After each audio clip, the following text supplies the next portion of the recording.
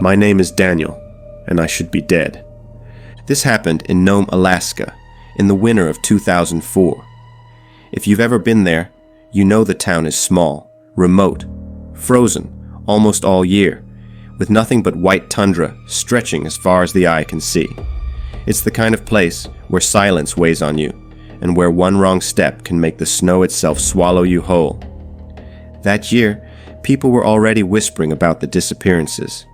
Men and women, sometimes entire groups, who left a bar or a store and never made it home. The official reports said it was alcohol, hypothermia, accidents. But the people of Nome told a different story. They said there were shadows in the tundra, shadows that followed those who walked alone.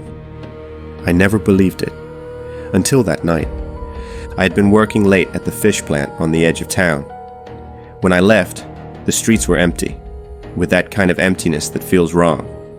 Snow was falling in heavy flakes, and the only sound was the crunch of my boots. My house was less than a kilometer away, a short walk. Halfway there, I felt something strange, as if someone were behind me. I turned. Nothing, just the white mist of the storm. Even so, I couldn't shake the feeling. My chest felt heavy. I kept walking, each step heavier than the last. And then I heard it. Footsteps, not mine. These came right after mine, just an instant later. When I stopped, they stopped. When I moved, they started again.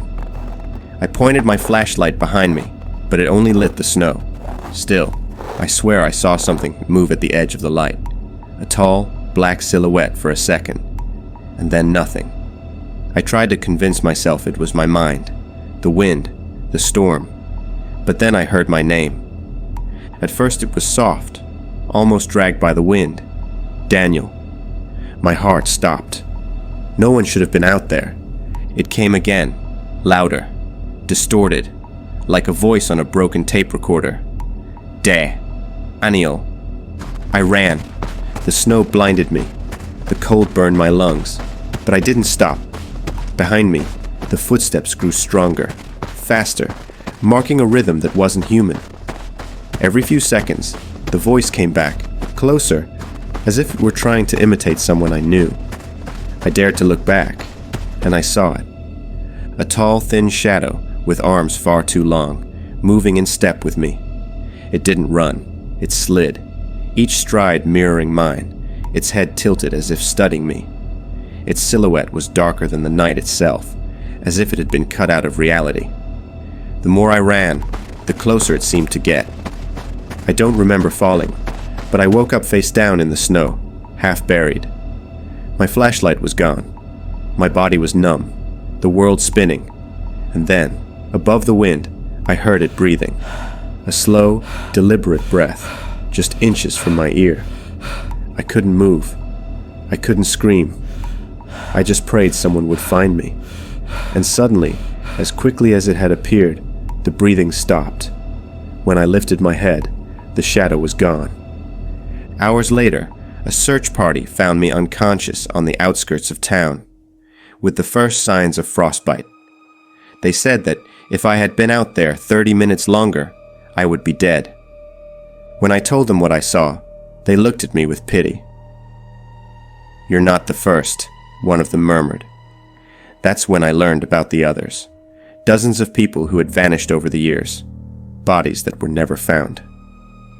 The FBI said it was the cold. The locals said it was the shadows, calling your name until you lost yourself in the storm. I survived that night. Barely. But I'll never forget that feeling. The footsteps behind me, the distorted voice, and that impossible shape watching me in the endless white. So if you're ever in Nome, and you hear someone calling your name in the snow, don't answer, because it might not be a person. It might be one of them.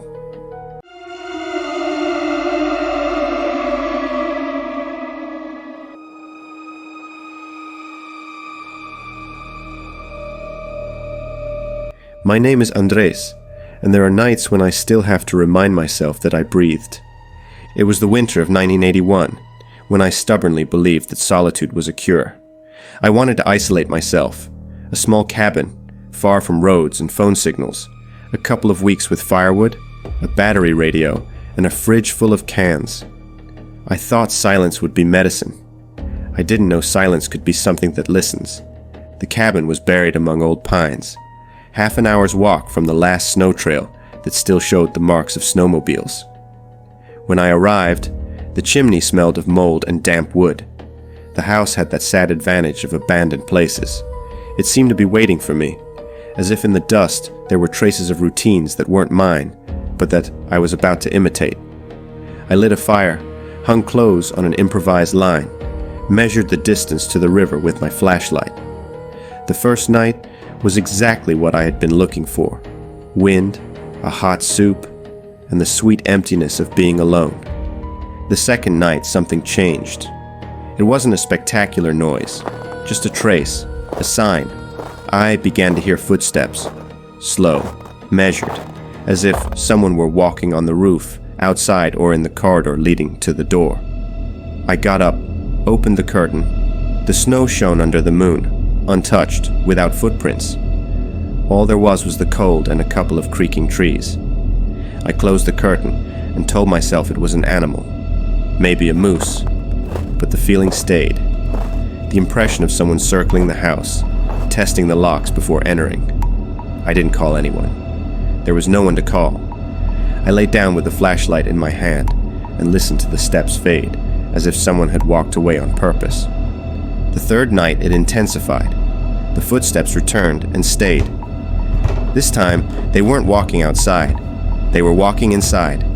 They started in the kitchen, slow steps, a steady wait, then in the hallway, near my bedroom door, then in the very room where I slept. These weren't the sounds of old wood settling from the cold. They were precise steps, as if pressing each board intentionally. I stayed still with my eyes open, holding my breath. Each creak was perfectly articulated. I counted in my head, 1, 2, 1, 2, and the pause between them was long, measured, like the rhythm of someone deciding not for to open a door. At times they stopped. At times they resumed, and the silence after the pause weighed like a hand on my throat. The fourth night, I didn't just hear it. I felt it. I woke up with the sensation that the bed had a different shape, a tension in the wood, as if something had brushed the mattress. The darkness was dense. I breathed and saw it in my mind. The silhouette in the hallway, a shadow blacker than the night, standing in front of my door. I didn't have the strength to turn my head. What I heard was breathing, slow, deep, less than a hand's width from the wood of the door. It wasn't inhuman. It was old. It was bored. There was nothing else with it. No voice, no knock, just that breath, as if it were measuring my time. The seconds were bricks. I didn't open. I couldn't. And then, for the first time, I heard something that still shakes me. A whisper that didn't form words but my name in broken fragments, as if someone had torn it from my tongue and handed it back frayed. It sounded far away, and yet right next to my ear. Andres, Andres. I covered my face with the pillow, breathed slowly, and pretended to sleep until the dawn warmed the sky again.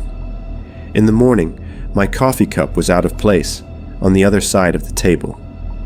The old shed door, which I had locked the night before, was ajar. I tried to rationalize it. Drafts, mice, my own paranoia. I went down to the village for supplies and spoke with the shopkeeper, a woman who had lived in the area since before I was born. I saw her watch me with those eyes that observe without judging, and she said, "Many come here looking for silence. Few leave the same.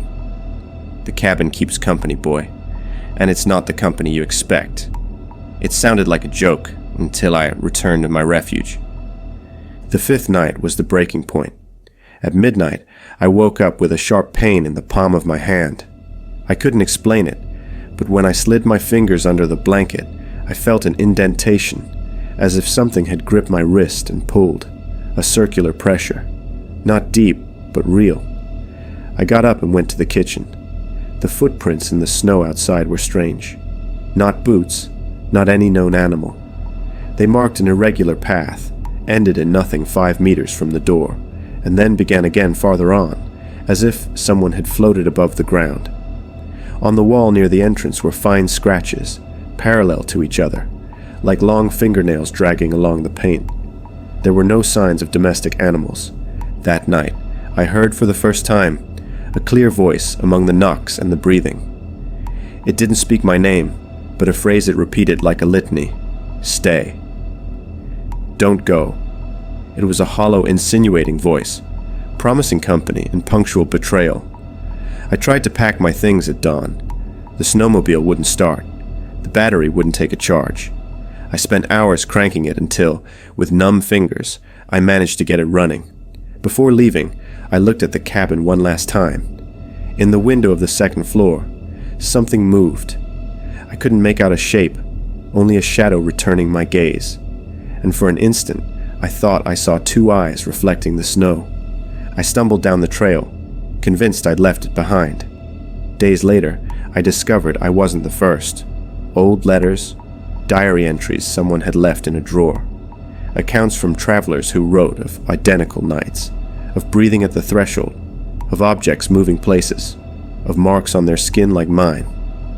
One of the manuscripts spoke of a presence not hungry for flesh, but for prolonged company. It took time, stole small memories, left a terrible patience in their place. Over time, the diary said, the affected person was no longer a guest or a visitor. They became just another noise. I never went back to look for proof. I kept the photo of the footprints in my wallet and looked at it when sleep stole my calm. I learned not to ignore the small noises of a house you know. I learned to distrust sudden warmth in a frozen room. I learned that loneliness can become a tenant who never pays rent and never leaves. Today, I can tell it because I was lucky enough to escape before my name wore itself into the wood. But there are winter nights when I close my eyes and feel that slow breath. And for a second, I think it's still waiting at the threshold. And I survived to tell.